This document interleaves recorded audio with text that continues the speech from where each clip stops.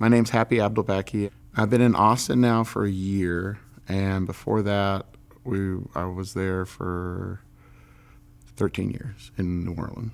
Wow, life was great. You know, we were expecting our second child. Our business was doing amazing. Everything was good until the levees broke, and then that's when our lives changed pretty fast. You know, we lost a lot. We went to Lake Charles, where my wife's family's from, and stayed with her aunt. And I turned on the TV, and you know, her aunt's trying to make us stay because the baby, you know, my daughter was, I think, 7 days old, and we're like, it'll be fine. You know, the traffic will be less.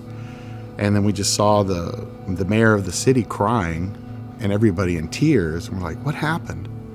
So we saw the levee broke, and all I could think of was I felt sorry for those people. I didn't realize it was us.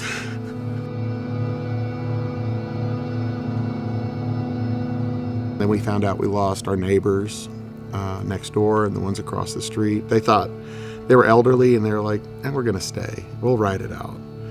And then at our plant, we had some of the workers stay there, and they had to evacuate to our roof, and it took 9 days for them to get rescued.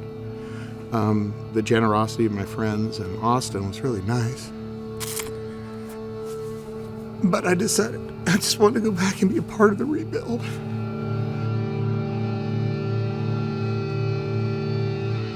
You know, working there, I was over a 10-hospital system, and the culture's just not there anymore.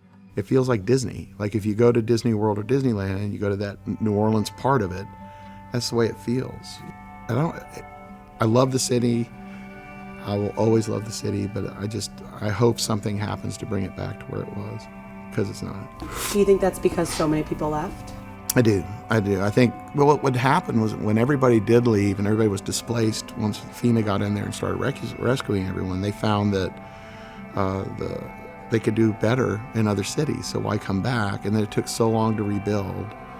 And unfortunately, during the rebuild process, and I saw, you know, a lot of this happening, you had major corporations coming in and buying up acres and acres of land on speculation that it's rebuilt. And so they have around the French Quarter and the CBD.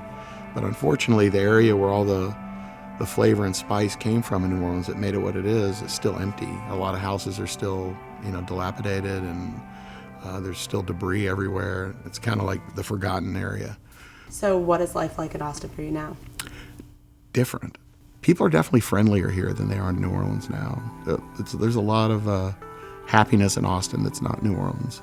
New Orleans will always be home, for sure. And I do, but Austin is my second home. You know, I just love this city.